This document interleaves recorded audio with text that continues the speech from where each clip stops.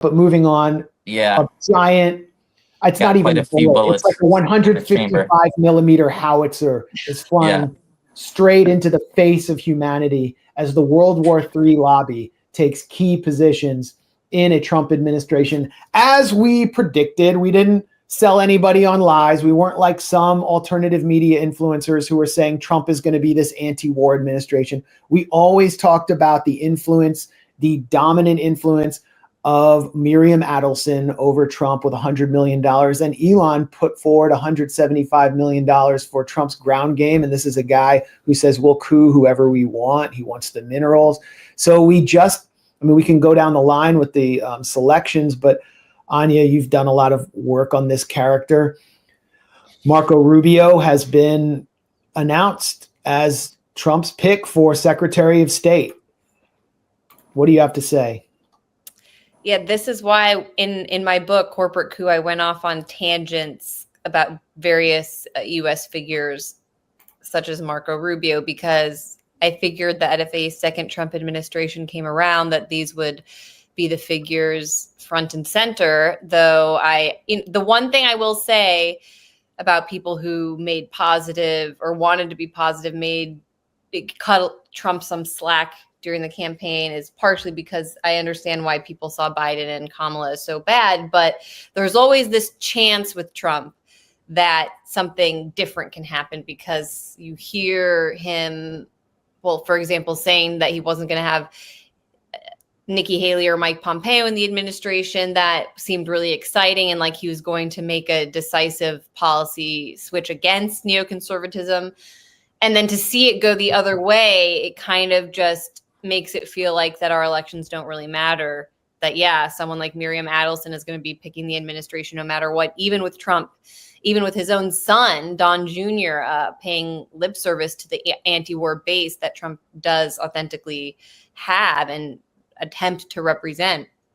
So the rumors or the stories that Marco Rubio is selected for Secretary of State does suggest, I mean, there, in some ways, I think he's worse than Mike Pompeo because he's so dumb. Like, I think Mike Pompeo is actually a smart individual. I just disagree with him on pretty much everything. But I wouldn't even trust Marco Rubio like to watch my children or something like that. Like, I don't want Pompeo around. He might be a nice grandpa kind of just figure. I just think he's competent. I don't think Marco Rubio is competent. And he's also extremely shady, which is why I really enjoyed writing about his character in the book, because I brought up the fact that he fabricated his family's own origin story. How so? Claiming that he gave this cliched tale, like every South Florida politician, that his family had fled the evil Castro socialist regime, when in fact the Washington Post eventually dug up immigration papers that showed his relatives came to Florida 3 years before the revolution, meaning they fled the US-backed Batista regime. And so he lied there, repeated the lie over and over again. It's one of those things that it can be a campaign killer, and it contributed partially to Marco Rubio's downfall, I think, back then, because he comes across as so phony.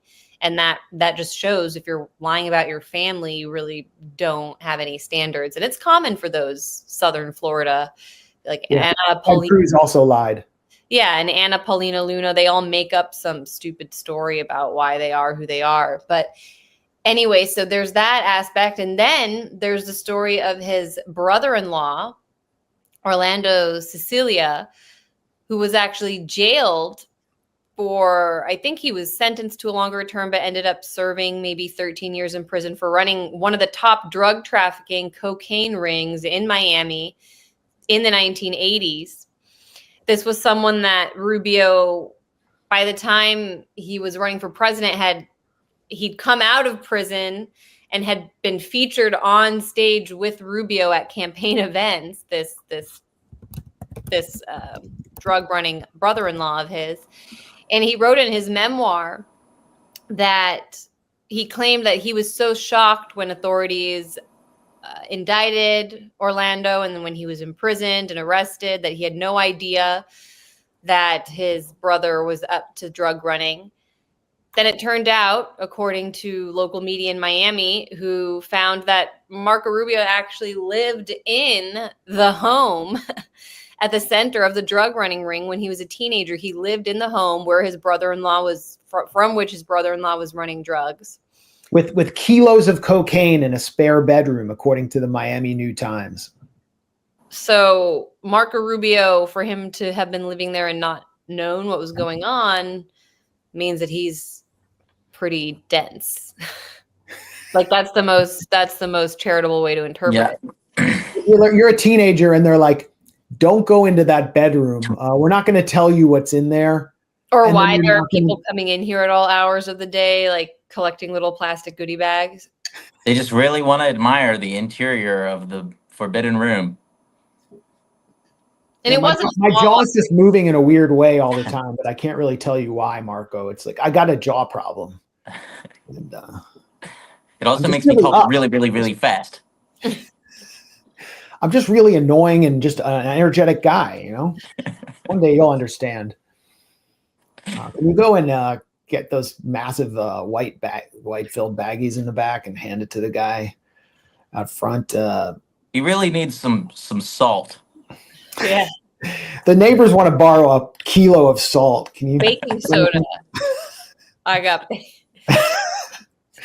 So this is when Venezuelan President Nicolas Maduro refers to, or was it Diosdado Cabello? They call Marco Rubio Narco Rubio. Yeah. And Trump called him Little Marco back in the day because he would wear his high-heeled boots because he's short. So Trump said a lot of things about him.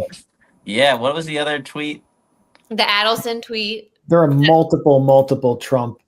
Trump tweeted that Sheldon Adelson was looking to give big dollars to Rubio because he feels he can mold him into his perfect little puppet. I agree. See, that's the Trump we miss. Well, that's the Trump before Donald Trump was president, and he was bought by Sheldon Adelson, and now Sheldon Adelson is big balling and shot calling from the Likud section of hell on the Trump campaign. I mean, must be a pretty big section. It's a luxurious section. It's got its own private jet. Yeah. Lightweight Marco Rubio. You called him a choker. Is that true that someone just said Mike Huckabee is going to be ambassador to Israel? I'm sure that's true. Mike Huckabee has been to Israel more than I have. He goes like every year on Christian tours of Israel, and he's volunteered to like pick grapes on settler vineyards. Yeah, this is just in the last hour. Mike Huckleberry. Wow. I mean, that's like, the dream for him. This is Marco Rubio in the halls of Congress with our friend Medea Benjamin. Senator Rubio, will you call for ceasefire? No, I will not. On the contrary. Rubio. Are you filming it? Wait, I want you guys to get this. I want them to destroy every element of Hamas they can get their hands on. These people are vicious animals who did horrifying crimes. And I hope you guys post that. And what about the civilians that are being killed every day? Hamas should stop hiding behind civilians, putting civilians in the way. Hamas knew that this was going to lead to this. So Hamas has stopped building their military installations underneath hospitals. So you don't care that 15,000 have died? You don't care about the babies that are being killed every day? Horrifying. I think it's terrible, and I think Hamas is 100% to blame. Yeah. So America first. There's something about his face that's so annoying. we can't say it. His callous hair. He's definitely a favorite of the Adelsons. He was supported by Paul Singer, another neocon billionaire, the guy who was very predatory to Argentina and made tons of money off their debt. He was a neocon pet project. He's also, it's an unusual pick for Trump, you would think, because Marco Rubio was a co-author of the TPS, temporary protective status legislation that brought the Venezuelan migrant crisis to the U.S. It is a crisis. It's a crisis for the Venezuelan migrants. It's a crisis for a lot of communities. It's not working out well. And it was done because Marco Rubio wanted to destroy Venezuela, was trying to topple their government, destabilize Venezuela and strangle their economy, creating the migrant crisis. And then, you have this lobby that, Anya, you've written about a lot, that wanted to bring them in and create like their own parallel version of the Miami Cuban lobby to destroy Venezuela. This is disgusting. Marco Rubio working with criminal Bob Menendez, and Trump is rewarding this guy who's responsible for the crisis that Trump campaigned against and demagogued all the way to the White House. Yep. Marco Rubio is responsible for all the stories we hear about Venezuelan gangs having come over the border. Thank Marco Rubio for that. Little narco. He should be nowhere near any serious administration. And he's he's not only representing the Israel lobby, which is a lobby that is undermining our sovereign country, but another foreign lobby. He's part of this Cuban expat community that, instead of coming here to the United States and saying they have a stake in the US and that we should just have beneficial relations with countries in the Americas, they come here and they use their influence to subvert our real interests in the region and use our government. They try to weaponize our government to achieve their interests at home, their former home countries, whether that's Cuba, whether that's Venezuela. They use our government, they weaponize it against their homeland because they are a part of a group of people that would like to return to power in their homelands. So they're not acting in the interests of the United States. They're subverters, and Marco Rubio has the worst of the worst, like Maria Elvira Salazar in Miami, cheering on his appointment. So it's scary. It's very disappointing if it's true. Part of me hopes that this is a campaign to leak these pics and have their appointments sabotaged. So I think we should all do everything we can to sabotage these appointments. But if they come through, then it just really reveals that elections don't matter, even with Trump. And it feels like there's an even more mainline neoconservative bent to this administration than the last. When in the beginning he did have, Michael Flynn and other characters that he attempted to bring in order to change things. And these are hawks with Russia. They're not even Rubio is a major China hawk. Mm-hmm. But they're not even like part of the wing of MAGA that is open and smart with Russia and gets other things wrong. Like, they're part of the worst. So whether it's Waltz, his national security advisor, or Rubio, it's clear that Miriam Adelson and Howard Lutnick are calling the shots, and Howard Lutnick is managing the campaign transition team. He was a mega Clinton donor in 2016 who hosted a fundraiser for Clinton in his New York townhouse that also happened to border Jeffrey Epstein's New York townhouse. So Howard Lutnick is a very MAGA-friendly figure now, I guess. That's pretty sad. That might be just rich guys living near each other. Like, I have a friend who lives near Andy Cohen who hates but they share a wall. But that's Howard Lutnick to Donald Trump's right, or to our right, I don't know, to the right of Donald Trump, paying homage to Menachem Schneerson, the cult leader of the Chabad Lubavitch cult. And as you said, he was a former Hillary Clinton mega donor. And he's now, along with Jared Kushner, playing a major role or in charge of Donald Trump's transition team. Yeah, and that rabbi they're paying tribute to is one that said Netanyahu, he had a premonition that Netanyahu would be the last prime minister of Israel before the Jewish Messiah returns. The Moshiach. Yeah, I mean, Schneerson is not just an ultra-Orthodox rabbi. The Chabad cult is deeply embedded in the settler movement and has a genocidal mentality. Whereas, you have the Satmar sect or Neturei Karta that are anti-Zionist. They're also deeply embedded in the sewers of New York City. And the Trump administration with, I think Ivanka was converted through Chabad. Jared Kushner was kind of a follower. So, yeah, I wanted to, also Elon Musk is obviously going to be happy with Marco Rubio. Another one who paid tribute to Schneerson, along with Javier Milei, who is part of the Chabad cult. Elon Musk said Venezuela has a great wealth of natural resources, and was, this is in the course of him pushing Maria Corina Machado as the regime change leader to take over and basically hand him over those minerals. And so I made the point, it's not just Miriam Adelson is happy with Rubio. Elon wants regime change in Venezuela, along with that whole Trumpist clique that probably got promised kickbacks from Maria Corina Machado if she won. And he contributed $175 million to Trump's victory. So we have some other picks too we should get through before you have to go, or we have to go. I probably have to go.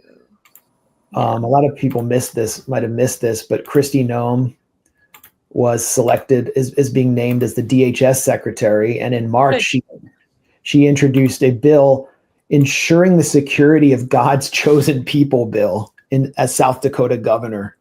And this is to crack down on speech that is critical of Israel's occupation and its genocide of Gaza. And she literally called it the security of God's chosen people. Yep.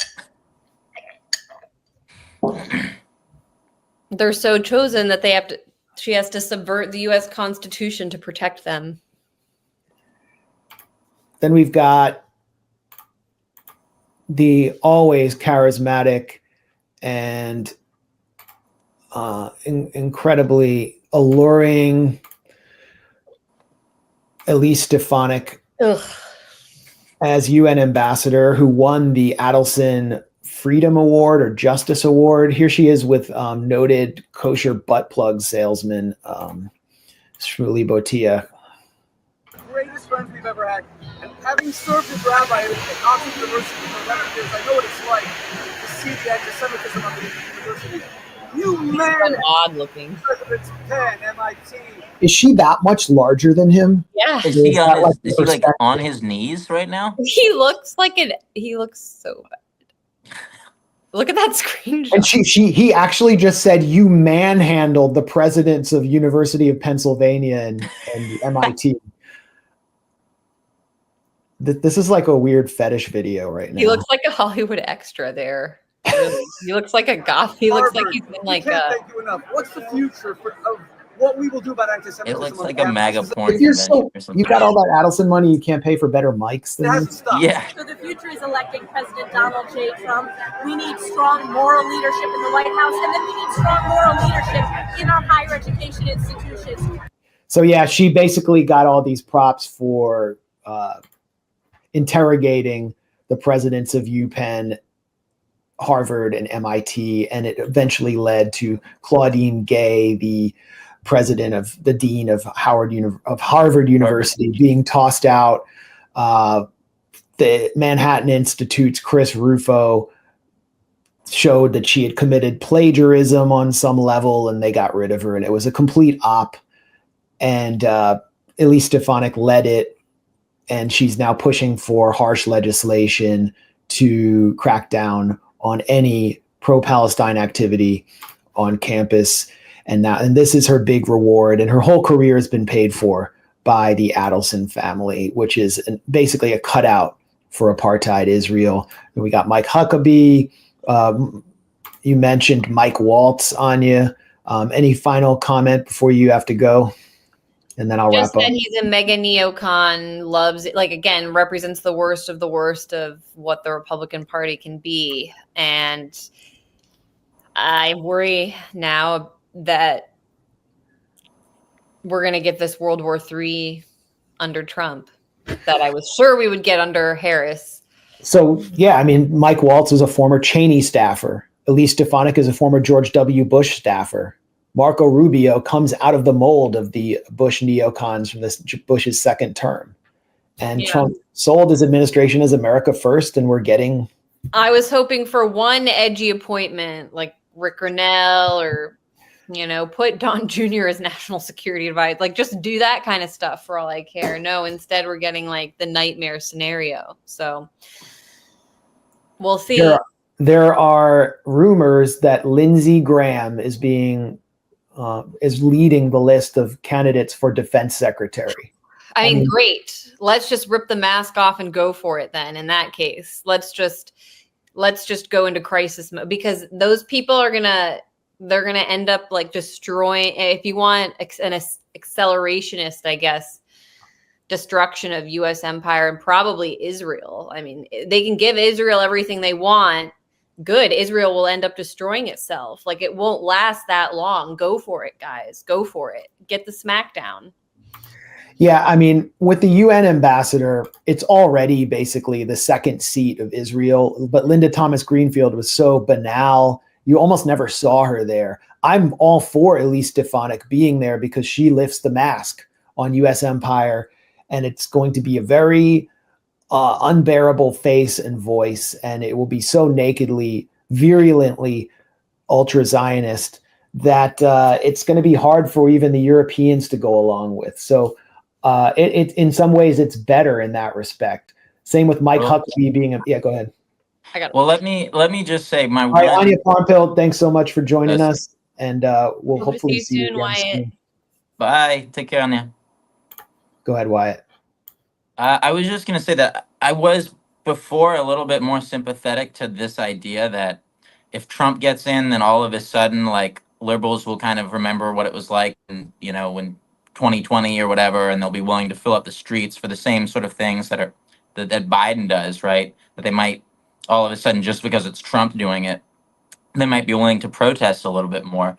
But then seeing the reaction from liberals to Arabs and Palestinians who didn't vote for Kamala Harris, I am not terribly optimistic. Like, these people seem to hate Palestinians more than like some of these pro-Israel zealots now, because they've hold them personally responsible.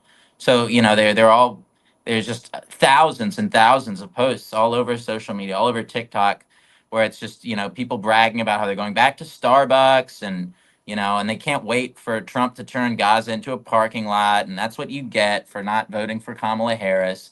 So, to me, I'm a little bit less enthusiastic about the proposition of trying to oppose some of Trump's policies with these liberals now that they've really kind of shown their true face. Well, when the liberals come out, and they're going to all come out for some big protest, once the Democratic leadership and corporate media decide to flip the switch and send them into the streets for something to resist, I'm going to go out and ask them why they didn't show up at any of the protests against the Gaza genocide. And I want to hear what they have to say. I don't think they're going to have much to say for themselves. But the Democrats would have, for sure, opposed Israel carrying out genocide in Gaza. I don't know if they would have opposed it in any meaningful way, but they would have done some cosplay. Yeah, some AOC style stunt, standing in front of a fence and crying. Yeah, exactly. They would have done that if Trump had been president, and he's basically joined at the hip with Netanyahu. Netanyahu's celebrating. So we will see that if this continues. Trump has said he wants the war to be wrapped up by January. And we'll see if we can even hold him to his words, because Miriam Adelson has him by the short and curlies. Jared Kushner's in there. Jared Kushner, who was literally in bed with Netanyahu, as the New York Times reported, when Netanyahu would stay at his family's home, the home of Charles Kushner, Jared would have to get out of his bed and Netanyahu would sleep in there. So they were literally in bed. I warmed it up for you, BB.